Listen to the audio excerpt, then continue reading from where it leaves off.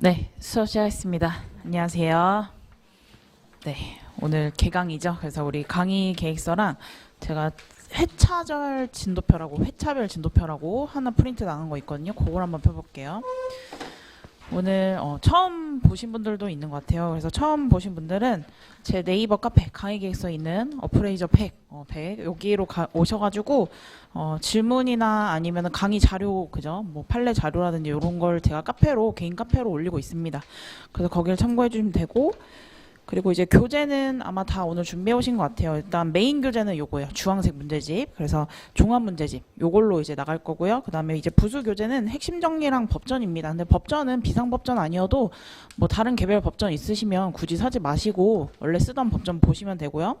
핵심 정리는 제가 혹시 부수적인 논점을 설명을 할 때 핵심 정리를 이제 피라고 말씀드리거든요. 근데 만약에 저는 핵심 정리 말고 뭐 제 개인 교재가 있어요. 서버가 있어요 하면 그거 보시되, 다만 제가 어디 파트를 피세요 하면은 개인 서버에서 그 파트를 찾을 정도는 그 정도 수준은 되셔야 합니다. 그래서 이렇게 나갈 거고요. 그다음에 이제 프린트 따로 나갑니다. 그래서 회차별 진도 보시면은 조금 제가 세부적으로 더 나눠놨어요. 일단 원래 나갔던 강의 계획서에는 2주 반 정도가 이제 행정법 진도였는데 2주 반으로 하긴 너무 빡센 것 같아서 일단 3회차, 3주차로 해서 넣어놨습니다. 그래서 1회차, 2회차, 3회차 요거 행정법 논점이고요. 그리고 이제 계속 누적 복습을 하셔야 합니다. 이제는 누적 복습을 하셔야 돼요. 그래서 오늘은 첫 번째 날이어서 OT 진행이어서 이제 시험이 없었지만 그죠? 다음 주부터는 옆에 보시면 70점 80분 시험입니다. 그래서 일단 누적 진도로 출제를 할 거고, 종합 문제집에서 한두 문제 낼 거고요. 그 다음에 이제 타시험 응용이나 판례를 좀 응용해서 한두 문제 해가지고 섞어서 문제를 내드리겠습니다. 그래서 복습을 더 열심히 해오시면 돼요. 그래서 예습하실 필요는 없고 복습을 위주로 하시면 됩니다. 자, 그 다음에 한 장 넘겨보시면 이제 5, 6회, 7, 8회는 연강이죠. 100점 시험입니다. 그래서 우리가 사례 기출 때 마지막에 했듯이 5, 6회, 7, 8회는요. 일단 오후에 3시부터 우리 4시 40분까지 100분 100점 시험이고요. 그리고 이제 저녁 먹고 와가지고 그죠? 강평하고 저녁 먹고 오셔서 7시부터 10시 해서 강의만 쭉 나갑니다. 그래서 요거 참고해 주시고요. 마찬가지로 100점 시험도보다 누적 복습입니다. 그래서 행정법 문제가 뭐 5, 6회나 7, 8회 때 또 나올 수 있어요. 그래서 놓지 마시고 행정법 놓지 마시고 계속 쭉 복습을 해주시기 바랍니다. 그래서 우리 핵심 정리 주요 논점에 있는 부분들은 반드시 이 단계에서는 외우고 넘어가셔야 합니다. 그래서 우리 지금 1, 2월이죠. 1, 2월.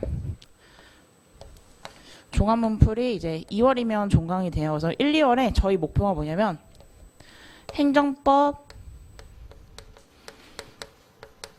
개별법을 각각 1회독 하는 게 일단 저희 목표예요. 그래서 1, 2월 동안에 여기에 지금 동차분들이랑 그 다음에 유해분들이 섞여 있는데, 여기 지금 오셨다는 우리 동차분들은 1차가 어느 정도 되니까 오신 거겠죠. 그래서 1차가 급급하신 분들은 아마 이 강의를 지금 안 듣고 있겠죠. 그래서 기준점은 뭐냐?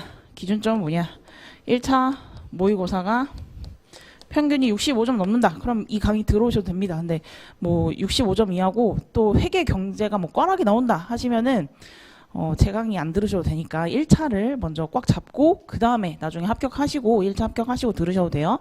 그래서 지금 단계에 들어오신 동차분들은 어느 정도 실력이 있다고 저는 생각이 듭니다. 그래서 우리 1, 2월에 행정법 개별법 1회독 하고요. 그 다음에 우리 3월 우리 동차분들은 그냥 1차만 집중하세요. 그래서 평균 65점 넘어요. 그래서 저는 뭐 2차를 계속 하고 싶어요 한다고 하면은 그동안 한 거 뭐 하루에 1시간 정도 핵심 정리 한번 쭉 보는 시간만 가지시되 1차를 위주로 하시고, 그래도 저 2차 좀 하고 싶어요 하면은 실무를 조금 더 집중적으로 하시면 됩니다. 그래서 우리 동차생분들 1차 시험 합격하고 오셔서 그때 막 열심히 암기를 하셔야 돼요. 그래서 우리 동차분들이 막 3월에도 법규를 하루에 5시간 한다. 그건 안 돼요. 그러니까 일주일에 뭐 한 3시간 다 합해서 한 3시간, 4시간, 하루에 1시간 정도는 괜찮은데 뭐 법규에 너무 투자를 안 하셔도 됩니다. 그래서 우리 1차분들은 1차가 위주고요. 우리 유해분들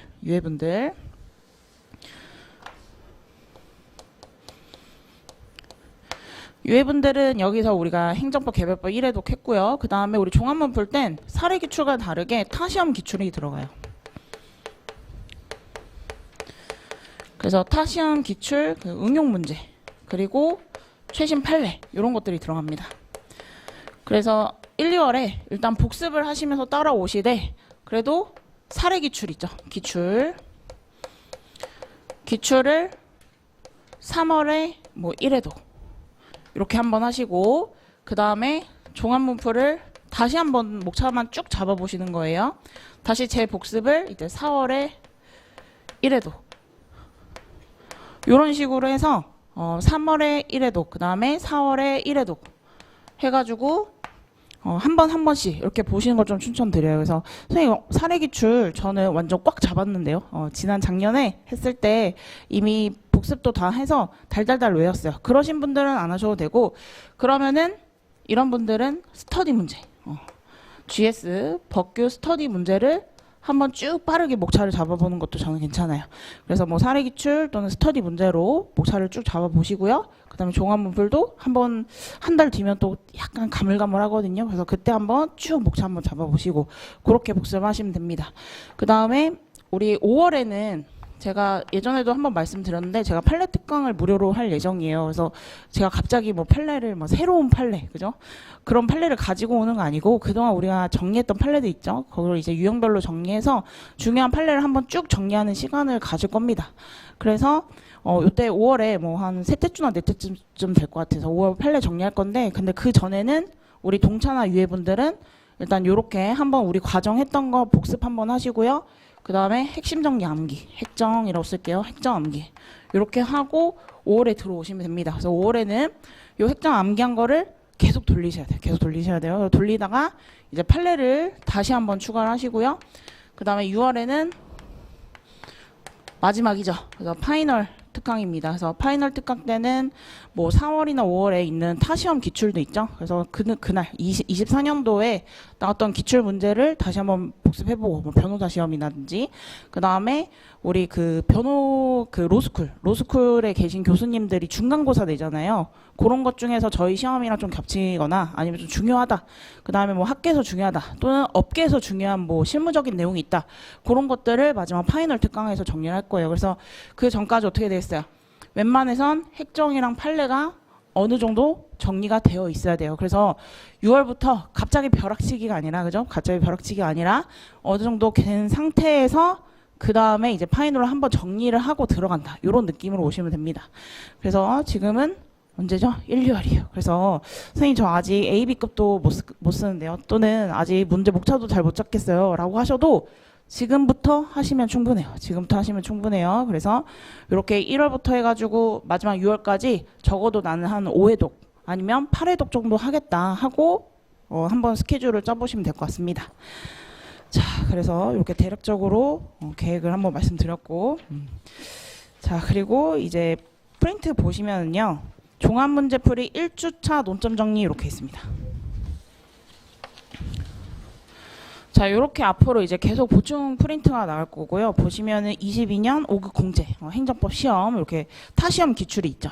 근데 타시험 기출은 행정법 시험이라고 해도 저희 시험 범위가 아닌 것들도 좀 있거든요.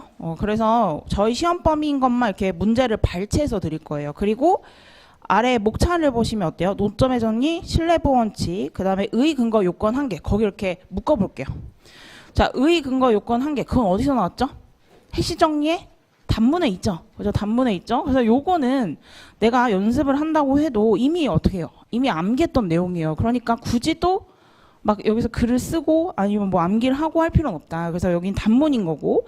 그 다음에 3, 관련 판례, 공적견의 표명 있죠. 여기 이제 심화 내용이 들어간 거예요. 그 다음에 4, 사안의 해결은 어때요? 약간 작은 글씨로 다 써져 있죠. 그죠? 작은 글씨로 다 써져 있죠. 자, 그래서 제가 선생님 아까 이거 종합문풀 나중에 다시 한번 끝나고 1회도 연습하라는데 어떻게 연습하는 거예요? 자, 우리 종합문제집도 마찬가지고요. 제 보충 프린트 보시면은 이거를 막 답안지 있죠? 저희 2차 시험 답안지. 여기다가 하나하나 다 100점에 맞춰서 쓰는 게 아니라 문제를 읽고 목차만 잡으세요. 그래서 뭐 의, 근거, 요건, 한계 이미 너무 저는 다 외웠어요. 그러면은 어떻게 하면 돼요? 연습장에 의, 근, 요, 한 이런 식으로 쓰셔도 돼요. 나만 알아보게 쓰셔도 돼요. 그런데 마지막에 연습하실 때 그 다음에 마지막에 사례 해결 사안의 포섭 쓰실 거죠. 거기에는 뭐예요? 내가 사안을 적용하는 연습을 해야 되잖아요. 그러니까 요거는 답안지에다가 한번 써보세요. 답안지에 글로 한번 써보시는 거예요. 그래서 사안포섭 연습을 하시는 거죠. 그래서 요렇게 이래독하시면 돼요. 그래서 의, 근거, 요건, 한계 여기 안에 있는 내용을 다 쓰는 게 아니라 이미 이거는 우리가 계속 돌고 있잖아요. 그죠? 계속 돌고 있기 때문에 요거는 이미 그냥 외웠고 만약 안 외웠다면 외우셔야 돼요. 그리고 사안 적용만. 그래서 제가 이렇게 한 번 더 연습해보라는 거, 뭐 사례기출이든 스터디 문제든 종합문표를 다시 한번 재복습하세요라는 거는 답안지에 100분 100점 맞춰가지고 빡빡하게 쓰라는 말이 아니라 목차 잡고 여유가 되신다면 사안 적용, 사안 포섭 정도만 답안지에 써보시는 걸 말씀드리는 거예요. 그래서 그렇게 연습을 하시면 돼요. 자, 그 다음에 우리 종합문제지 한번 펴볼게요. 종합문제지 4조, 이제 문제 1번. 자, 우리 사례기출과 마찬가지로 종합문제집은 제가 별표를 말씀드릴 거예요. 그래서 별 3개, 별 2개, 별 1 이렇게 말씀드릴 거고 별 3개나 별 2개에서 제가 한 문제나 또는 2문제를 출제할 겁니다. 그러니까 시간이 없다. 저 동차생이다. 또는 뭐 직장 병행이다. 학업 병행이다. 뭐 이렇게 육아 병행이다 이러신 분들이 있죠.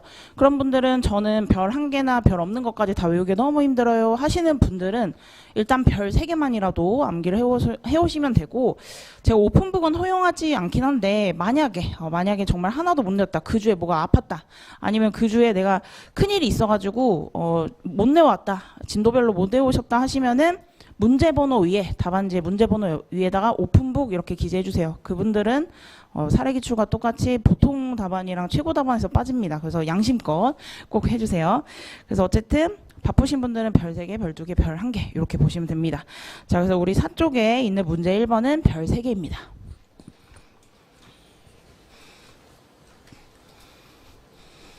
자, 주제가 뭐죠? 주제가 신뢰보호 원칙이죠. 신뢰보호 원칙. 신뢰보호 원칙은 어디에 있는 거예요? 어디 카테고리에 있는 거죠? 일반 원칙에 있는 거죠. 일반 원칙은 언제 쓰나요? 일반 원칙은 어떤 행정작용의 위법성을 판단할 때, 그죠? 그럼 어떤 행정작용, 어떤 처분, 행정행위, 처분의 위법성을 판단할 때 어떻게 해요? 처분의 위법성 쭉 펼쳐보면은요, 즉 처분의 적법성, 행정행위의 적법성을 물어보는 거죠. 어떻게 한다 우리가?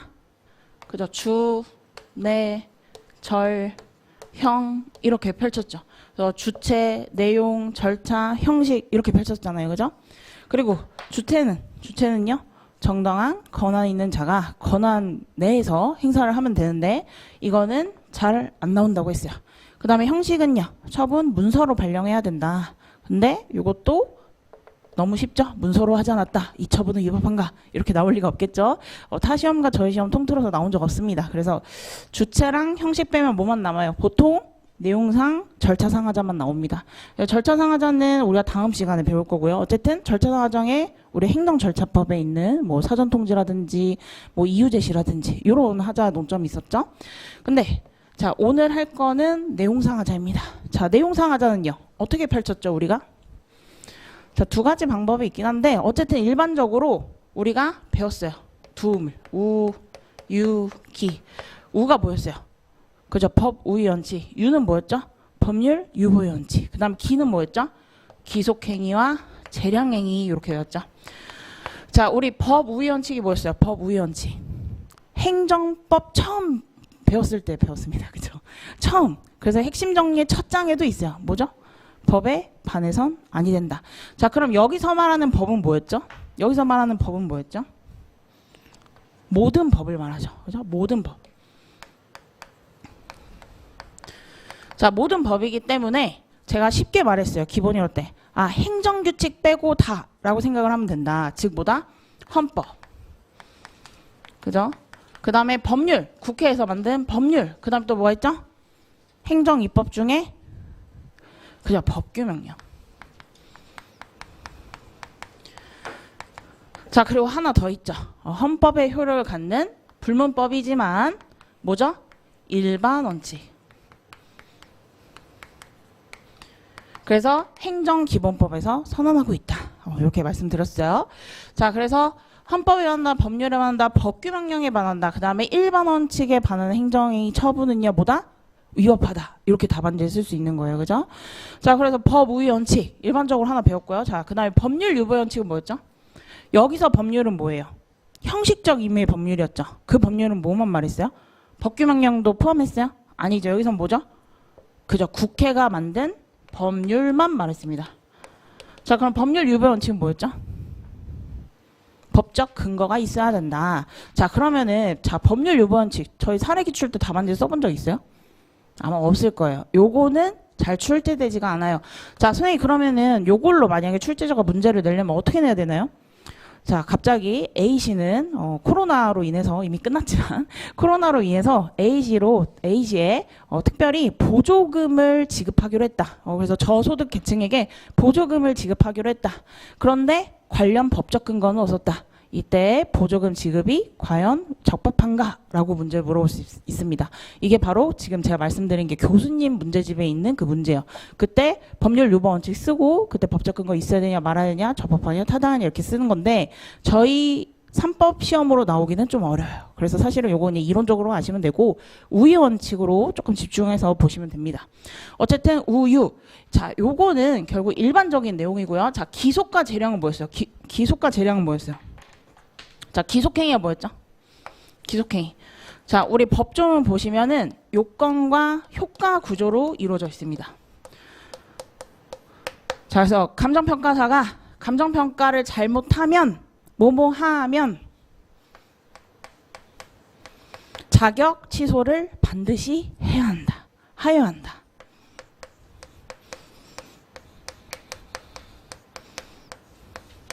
이런 규정으로 되겠죠. 그러면 이게 뭐죠?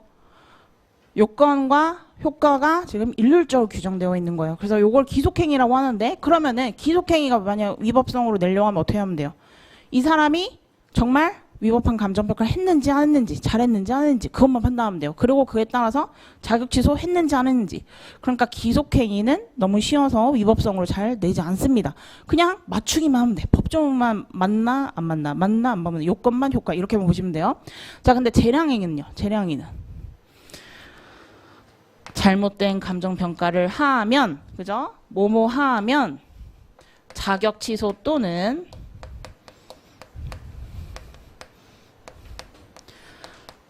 그냥 예를 드는 거예요. 업무 정지 3개월 이하를 부과할 수 있다. 이렇게 하는 거야. 뭐뭐 할 수 있다. 이렇게 나온 거죠. 자, 그럼 차분차 이렇게 생각하는 거죠. 자격 취소도 할 수 있고 업무 정지 3개월도 할 수 있고 그 다음에 3개월 이하라고 규정되어 있었어요. 이하. 그러면 3개월, 2개월, 1개월 다 되죠. 그죠? 3개월 이하에서만 하면 되니까. 그래서 A라는 감정평가사 왔어. 근데 알고 봤더니 나랑 친한 친구였어요. 친한 감정평가사였어요. 그래서 이제 국장이 이거 보니까 법조문 보니까 너 잘못하긴 했는데 업무정지 3개월 이하에서 할 수 있다고 했으니까 너는 내 친구니까 1개월 이렇게 내립니다. 과연 그럼 이게 맞을까? 그 다음에 B라는 사람이 또 똑같은 잘못해서 또 왔어요. 근데 알고 봤더니 내가 싫어하는 사람이었어. 그래서 야, 너 잘못했지? 그러니까 여기서 3개월 이렇게 부과를 해버리는 거죠. 자, 그러면 이게 과연 적법한 처분일까? 자, 그래서 법조문에서 재량행위를 규정하고 있어도 우리가 뭐라고 하죠? 재량행위. 우리 행정청이 마음대로 부과할 수 있다? 가 아니라 뭐다? 이 재량행위는 뭐다? 재량의 일탈, 남용이 없어야 된다. 그래서 재량행위에 일탈, 남용이 있습니다. 일탈, 남용. 자, 그래서 이런 식으로 우리가 이제 행정 처분을 보고 바로 우위 원칙으로 들어가기도 하고요. 그냥 법 위반인지만 보기도 하고요. 또는 이게 행정행위가 기속인지 재량행위에 따라서 재량의 일탈, 남용, 혜택인지 이것도 보기도 합니다. 그래서 우리 내용상하자.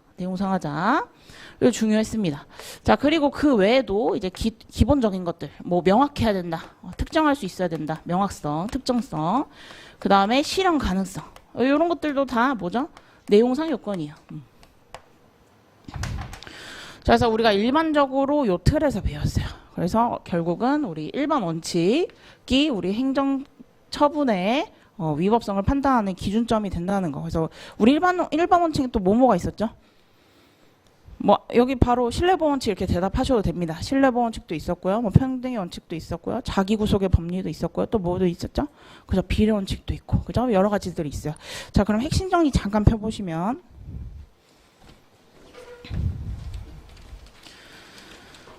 자, 우리 논점 1번 같은 경우에는 사실은 이거 그냥 기본 내용이라고 생각하시면 돼요. 그래서 법칙행정 원칙을 막 달달달 외우실 필요 없고 이해만 하시고 넘어가시면 되고요. 자, 논점 2번 평등의 원칙은 사실은 저희 시험에서 직접적으로 나온 적은 없습니다. 없지만 그래도 타 시험에서 한두 번 나왔기 때문에 그래도 요건 정도는 암기를 하고 계셔야 되고요. 그 다음 넘겨보시면 자기구속의 원칙. 자, 요거는 꼭 외우고 계셔야 돼요. 저희 시험에서 충분히 나올 수 있습니다. 그래서 A라는 사람한테 징계는 뭐 업무정지 3개월 했는데 B라는 사람한테 똑같은 사유인데 이 사람한테는 1개월 했다. 뭐 이런 식으로 자기구속의 원리가 범칙이 나올 수 있습니다. 그리고 뭐 관행이 있었다든지 뭐 이런 조건을 줄 수도 있어요. 충분히. 자, 그 다음에 비례 원칙이 제일 중요하죠. 그래서 일반 원칙을 적용하고 이게 안 되면 최후의 수단으로 뭘 다투면 돼요? 비례 원칙을 한번 써보시면 돼요. 그래서 비례 원칙은 결국 보시면은 행정작용에 있어 목적과 수단 사이에 합리적인 비례관계가 있어야 된다. 근데 사실 이제 모든 행정작용에 대해서 다 적용이 되는 원칙입니다. 그리고 우리 비례 원칙 같은 경우에는 우리 문제에서 어떻게 나오냐? 뭐 A라는 처분이 과중하다 아니면 너무 경미하다 뭐 이런 식으로 과중하다 경미하다 이런 식으로 많이 포인트를 줘서 시험에 나옵니다. 자, 그 다음 넘겨보시면 신뢰보호 원칙 이거 무조건 암기를 하셔야 돼요. 신뢰보호 원칙 같은 경우에 저희 시험에서 충분히 다시 한번 재출제 될 수 있습니다. 그래서 저희 시험에도 나왔고 타 시험에서 나오는 논점이에요. 그리고 오늘은 여기다가 하나 조금 더 얹어가지고 타 시험 기출에서 나왔던 공적 견해 표명에 대해서 다룰 거예요. 자, 그 다음에 우리 실권의 법리는 저희 시험에 나오기 조금 어렵긴 한데 타 시험에서 나온 적 있거든요. 그래서 요거는 요것만 암기하고 넘어가시면 됩니다. 자, 그 다음에 넘겨보시면 16쪽에 자, 기타 행정법의 일반 원칙 이렇게 했는데 성실 의무의 원칙은 타 시험에서 한번 나왔어요. 근데 저희 시험에는 안 나왔거든요. 그래서 여기는 보시면은 기본법 11조 1항이라고 있죠. 마지막 줄에 보시면. 그래서 기본법 11조 1항만 암기하고 넘어가시면 됩니다. 자, 권한남용 금지 원칙도 저희 시험에서 나온 적이 없지만 우리 기본법 11조 2항이 있기 때문에 우리 11조만 암기하고 넘어가시면 돼요. 자, 그 다음에 우리 부당결부 금지 원칙은 중요합니다. 자, 이게 왜 중요하죠? 자, 우리가 어디서 많이 쓰죠? 부간의 위법성에 판단할 때 이게 제일 많이 나와요. 그래서 부간과 연결 이렇게 써주셔도 됩니다. 옆에 목차 옆에. 자, 그래서 여기까지 16쪽까지가 우리가 일반 원칙 개념이죠. 일반 원칙 개념. 그래서 일반 원칙은 다 외우셔야 되는데 다만 평등의 원칙이나 아니면은 우리 실권의 법리야 기타 행정법의 일반 원칙은 조금 살살 외우셔도 돼요. 나머지는 빡빡하게 의 요건 한 개로 외워주시기 바랍니다. 자, 그러면 자, 우리 오늘 보충 프린트 한번 볼게요. 보충 프린트.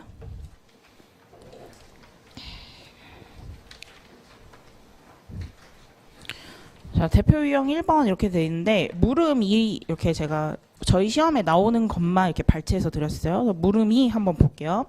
자, 갑은 X시에 담당 과장이 과장? 이런 게 나왔어요. 그죠? 법적으로 가능하다면 개발행위를 허가해주겠다라고 답변한 것을 들어 제2차 거부처분이 위법하다 주장한다. 자, 갑의 주장이 타당한지 검토하시오. 자, 갑의 주장이 타당한지 여기다 비추셔볼게요. 자, 갑의 주장이 타당하냐? 그리고 뭐뭐라고 무슨 처분이 위법하다고 주장한다. 즉 뭐죠? 이건 처분의 위법성, 적법성만 찾으면 되겠구나. 그죠? 문제에서 처분의 위법성, 적법성만 찾으면 되겠구나. 이렇게 들어올 수 있어요. 자, 그 다음에 우리 사실관계 첫 번째 줄 보시면 갑은 X시에 시장 을에게 X시에 소재한 자신의 토지의 공동주택의 건설 사업을 위한 개발행위 허가를 신청하였다. 자, 그리고 세 줄 내려와 볼게요. 자, 거기서 결국 개발계획이 수립되지 않은 상태에서 개별적인 공동주택 입지를 위한 개발행위 허가는 불합리하다라는 이유로 20년 10월 9일 갑의 신청을 거부했다. 1차 거부 처분이 나왔습니다.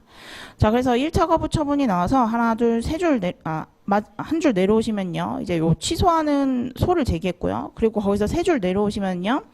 취소 판결이 확정되었어요. 인용 판결이 나왔고요. 사실심 변론 정교일은 21년 11월 16일이다. 그래서 끝났어요. 자, 갑은 위 판결 확정 후인 21년 12월 17일 을에게 위 확정 판결에 따른 후속 조치 이행을 촉구하는 내용의 민원을 제기했다. 그런데 당시 밑줄 쳐볼게요. X씨의 담당 과장은 민원을 접수하면서 갑에게 법적으로 가능하다면 개발 행위를 허가해 주겠다라고 밑줄 칠게요. 구두로 답변하였다. 그 다음에 구두에다 똥병할게요. 자, 구두로 답변했어요. 그죠? 뭐 전화통화를 했던지 아니면 찾아와가지고 그냥 말로만 하고 끝난 거죠. 그래서 뭐 문서로 답장을 준다든가 회신을 해준 건 아닙니다. 그러나 을은 21년 12월 28일 갑에게 갑이 신청한 토지는 국토교통부에서 확정 발표한 도시자연 공호 확대 사업이 반영된 대상지로서 우리 시에서는 체계적인 도시개발 및 난개발 방지를 위해서 국토의 계획 및 이용에 관한 법률에 따라 21년 10월 26일 개발행위 허가 제한지역을 고시하여 신규 개발행위 허가는 불가능하다라는 사유로 갑의 개발행위를 불허하는 통지를 하였습니다. 다음 물음에 답하시오. 결국 물음이는 이때 갑의 주장이 타당하냐. 자, 근데 갑의 주장 타당하냐 뭐냐면은 여기서 법적으로 가능하다면 개발행위 허가를 해주겠다고 답변한 것을 들어 거부한 것이 결국 위법하냐 적법하냐를 물어보고 있습니다. 자, 그러면 일단 개발행위 허가 거부 처분이라는 처분이 나왔고요. 그리고 이 사람이 지금 주장하는 건 뭐냐면 법적으로 가능하다면 개발행위를 허가해주겠다라는 구도로 답변한 걸 물어지고 있어요. 그죠? 구도로 답변한 것을 가지고 물어지고 늘어지고 있습니다. 자, 그러면은 일단 처음에 개발행위 허가 불가능하다라는 제2 거부 처분을 내리기 전에요. 일단 구도로 먼저 답변했죠. 이걸 뭘로 볼 수 있냐면 선행조치로 볼 수 있습니다. 그죠? 처음에 선행조치로 볼 수 있어요. 자, 근데 문제가 있죠. 일단 그럼 신뢰보호 원칙, 그 신뢰에 반해서 허가해주겠다라고 너가 한 거 아니냐. 그런데 나중에 다시 불가능하다라고 한 게 지금 내 신뢰에 반한다. 이렇게 지금 물고 늘어지면 되겠죠. 그래서 일단 구도로 답변한 걸 선행조치로 볼 수 있는데, 자, 이걸 과연 우리 신뢰보원칙 첫 번째 요건인 선행조치에서 이걸 과연 공적견해 표명을 볼 수 있느냐라는 심화 물음으로 한번 다시 들어가 볼 수 있습니다. 자, 그러면은 지금 아마 공부하신 분들은 처음 공부하시거나 아니면 딱 지금 단계까지 들으신 분들은 이거 너무 어렵다라는 느낌이 들을 거예요. 근데 요거 우리 한 장 넘겨보시면 저희가 기본서에서 한번 다뤘었습니다. 기본서에서 한번 다뤘었어요.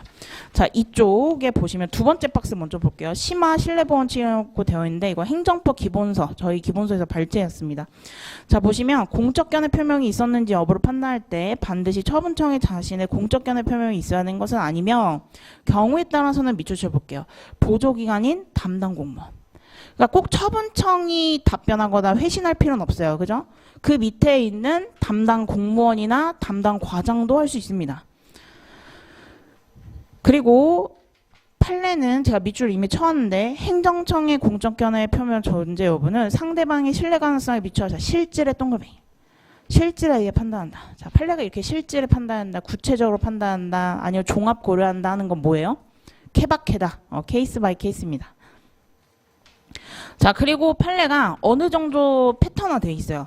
납세 상담과 같이 단순한 상담의 동글뱅이 볼게요.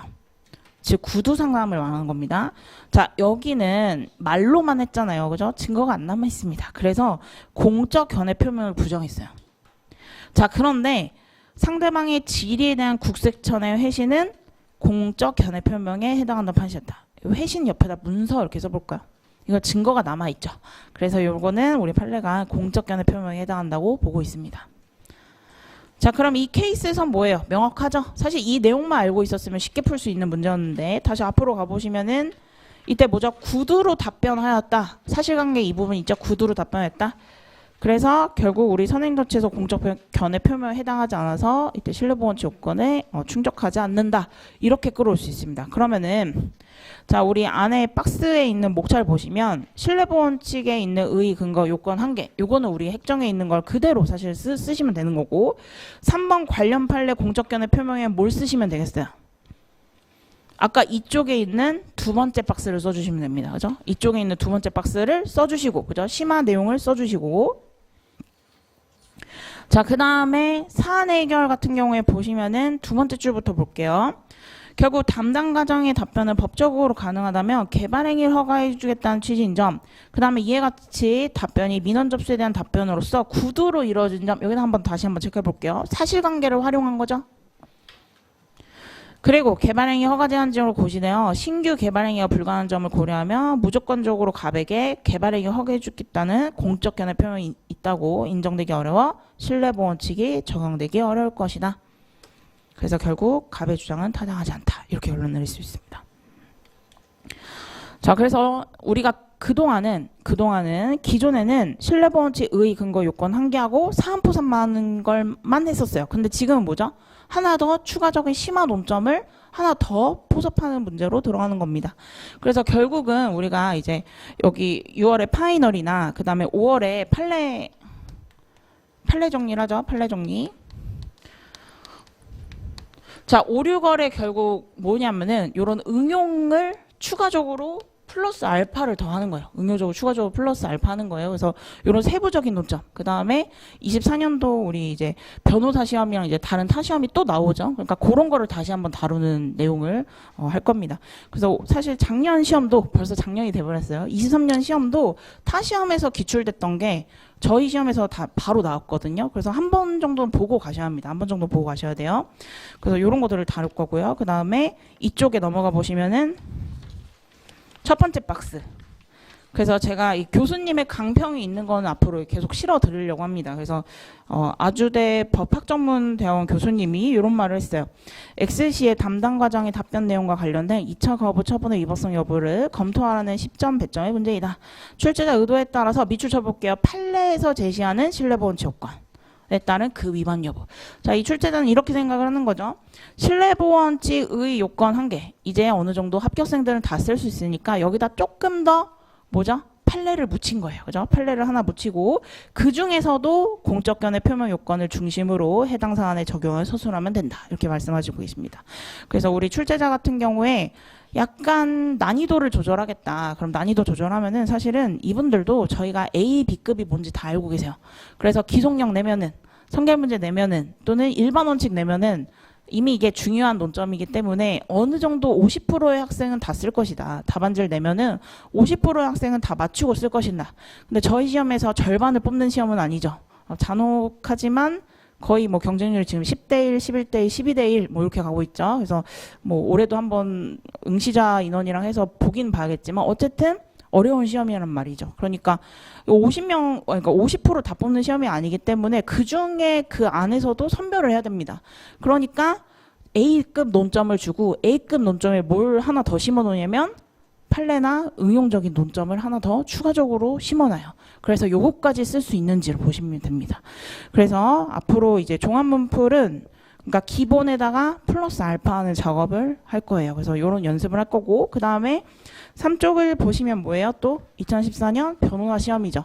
그래서 이런 중요한 논점, A급 논점들은 어떻게 한다? 타 시험에서 저희 시험과 겹치는 부분들의 문제들을 이런 식으로 계속 패턴화하고 그 다음에 계속 적용하는 연습을 할 겁니다. 그래서 우리가 10분만 쉬었다가 우리 3쪽에 있는 문제부터 나가도록 하겠습니다.